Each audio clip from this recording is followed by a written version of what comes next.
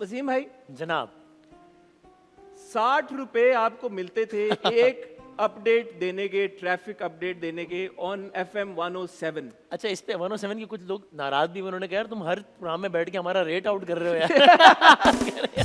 यार अगर 2002-2003 वाला रेट या जो भी, I think that was the time, 2005 मेरा ख्याल है। 2005 वाला रेट अगर अभी तक रखा हुआ है तो मैं कहना चाहूंगा FM 107 थोड़ा सा रेट बढ़ा दिया होगा, आई एम श्योर। अब डॉलर कहाँ था और आज कहाँ है।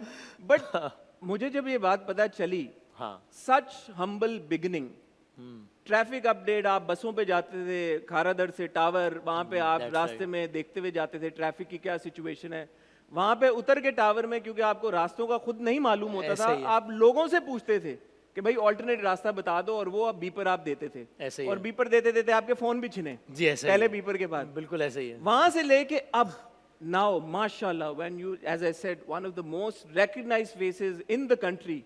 यार ये जर्नी ये कैसे हो गई? मैं ऑफ कोर्स बहुत, हमारे पास इतना वक्त तो नहीं है कि आप डिटेल में बताएं, but how do you look back at this journey? So when I look back, तो पता नहीं, एट टाइम लगता है कि इट इज़ अ ड्रीम, एक ख्वाब देख रहा हूँ मैं वहाँ से जहाँ तक का भी सफ़र हुआ है वहाँ तक का। और लेकिन ये है कि मुझे कहीं ना कहीं ये ज़रूर लगता था कि यार, अब मुझे लगता था अगर मुझे कोई काम थोड़ा बहुत आता है, आई एम नॉट सेइंग कि मैं इस काम में परफेक्ट हूँ, लेकिन मुझे लगता था अगर मुझे कोई काम थोड़ा बहुत आता है तो वो ये आता है ना, करूँगा क्या जो मोहब्बत में हो गया नाकाम, मुझे तो और कोई काम भी नहीं आता। तो मुझे लगता था कि अगर कुछ आता है तो यही आता है।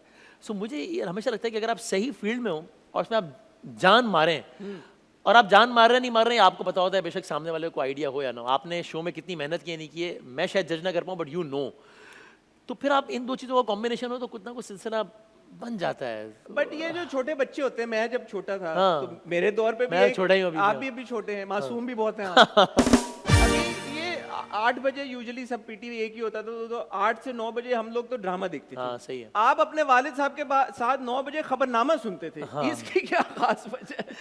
अब्बू को हमने शुरू से देखा, वो अखबारात घर में आते और अखबारात पढ़ना ना, और वो ज़रा अम्मी और घर का इसलिए कि वो कुछ ज़्यादा ड्रामा वगैरह को कुछ बहुत शौक से नहीं देखे, देखते थे ऑफ कोर्स, लेकिन एक उतने शौक से नहीं। तो वो देखते देखते वो एक आदत सी बन गई, और वो खबरनामे के बाद एक प्रोग्राम आता था, तलत हुसैन साहब करते थे, the only current affairs show से।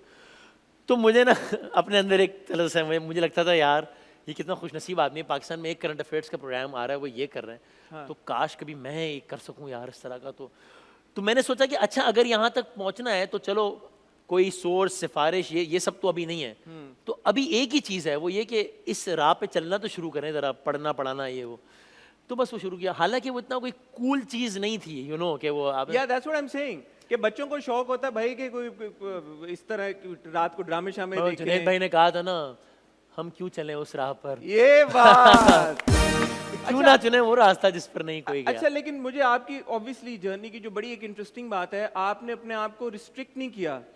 ऑब्वियसली न्यूज कास्टिंग से आपने शुरुआत की, और फिर जैसे जैसे आपको मौका मिलता गया, जैस्मीन मंसूर साहिबा का आई थिंक प्रोग्राम वो करती 11th our with jasmine Mansoor होता था, और वो आपको तुक्के पे मिल गया बिकॉज शी वाज ट्रैवलिंग और शी वाज नॉट वेल, और एक चांस आपको मिला। और मैंने ये भी मुझे पता चला कि शुरू में टेम्परेरीली मिला था। बिल्कुल ऐसा ही, कि हम किसी और होस्ट को ढूंढ लेते हैं, तब तक आप कर लें, तब तक कर लें। आपने आने नहीं दिया फिर किसी को।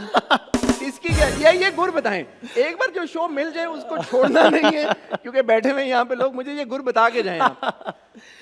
बल्कि मैं आपको ये बताऊं, ये शायद मैंने बात कही नहीं की, कि जब मुझे शो मिला है इससे कुछ अरसे पहले तक, शायद इससे 8-10 महीने पहले, मुझे कैटेगोरिकली कह दिया गया था, क्योंकि मैं शो की एक चुल तो थी मुझे, तो मैं बात करता रहता था कभी यहाँ कभी वहाँ, हायर मैनेजमेंट में यहाँ वहाँ, कि यार मुझे कोई शो चाहिए।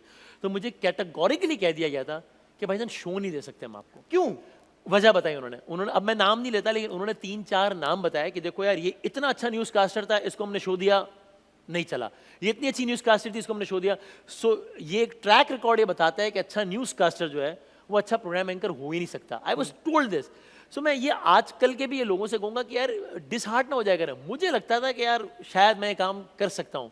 और जैस्मीन का शो भी किस तरह मिला, मतलब मुझे लगता है मुझे जिस तरह मिला वो शो, एक शो, पहला शो जिसकी वजह से एक अपॉर्चुनिटी मिल गई, वो शायद आजकल के किसी बंदे के पास वो अपॉर्चुनिटी हो तो वो उसको अवेल ही ना करे, ये कहकर कि मैं पागल हो गया, सारे काम करने का ठेका मैंने उठाया हुआ है। तो ये जो अप्रोच है ना, इसमें बड़ा प्रॉब्लम है।